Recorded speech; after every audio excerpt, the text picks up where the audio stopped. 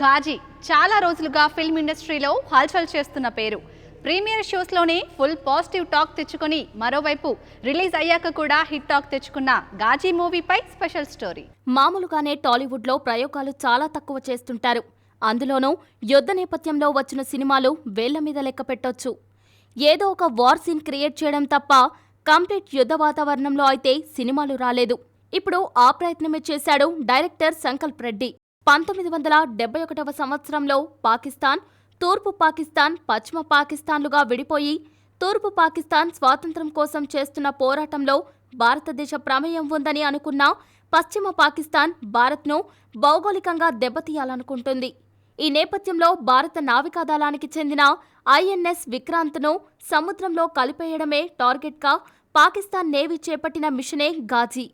ఈ Ghazi submarine Bharat submarines కంటే ఎన్నో రెట్లు బలమైనది. అంత బలమైన పాకిస్తాన్ టార్గెట్ నుంచి ఐఎన్ఎస్ విక్రాంత్ ఎలాంటి ఇబ్బందులు ఎదుర్కొంది, ఘాజీపై మన నేవీ చేసిన పోరాటం ఏంటి అన్నదే కథ. लेफ्टिनेंट कमांडर अर्जुन कहाँ है? ये सिर्फ सर्च ऑपरेशन है. एनिमी की प्रेजेंस हुई तो रिपोर्ट करो. और अगर दुश्मन मेरे सामने आ जाए तो मैं क्या सिर्फ रिपोर्ट करूंगा? आपके इंस्ट्रक्शंस के लिए वेट करूंगा.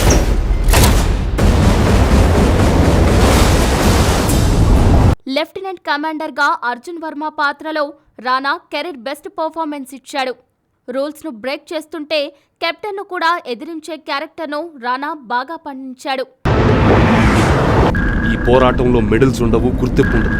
చరిత్రలో మనం ఉన్నా లేకపోయినా విశాఖపట్నం భవిష్యత్తులో, భారతదేశ భవిష్యత్తులో మనం నిలిచిపోతాం. జై హింద్. యుద్ధం అంటే దేశం కోసం ప్రాణాలు అర్పించడం కాదు, శత్రువు ప్రాణాలు తీసి గెలవడం అనే నినాదాన్నే నమ్మే కెప్టెన్గా రణ్వీర్ సింగ్ పాత్రలో కేకే మీనన్ జీవించేశాడు.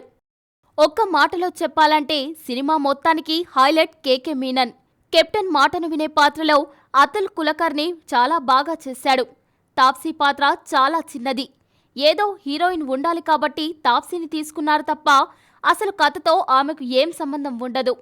మిగతా వారిలో ఓంపురి, నాజర్ తమ పాత్రల పరిధిలో బాగానే మెప్పించారు.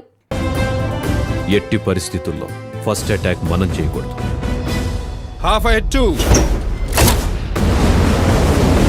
మన దేశం కోసం భారతీయులు ఎలా పనిచేస్తున్నారో పాకిస్తాన్ కోసం వాళ్ళు కూడా అంతే శ్రమిస్తారనేలా ప్రేక్షకులను కన్విన్స్ చేయడంలోనే దర్శకుడి ప్రతిభను మెచ్చుకోవాలి. ఈ సినిమాటోగ్రఫీ గురించి ఎంత చెప్పుకున్నా తక్కువే. ఆయన సబ్మెరైన్ను తన కెమెరా కంటితో చూపించిన విధానం సూపర్బ్. సముద్ర గర్భంలో జరిగే యుద్ధాన్ని విజువల్ ఎఫెక్ట్స్తో చాలా బాగా చూపించారు. సబ్మెరైన్ను, దాని లోపల పార్ట్స్ను అద్భుతంగా క్రియేట్ చేయడంలో ఆర్ట్ డైరెక్టర్ సక్సెస్ అయ్యాడు. పీవీపీ వారి నిర్మాణ విలువలు బాగున్నాయి. For more updates, please subscribe 99 TV Telugu.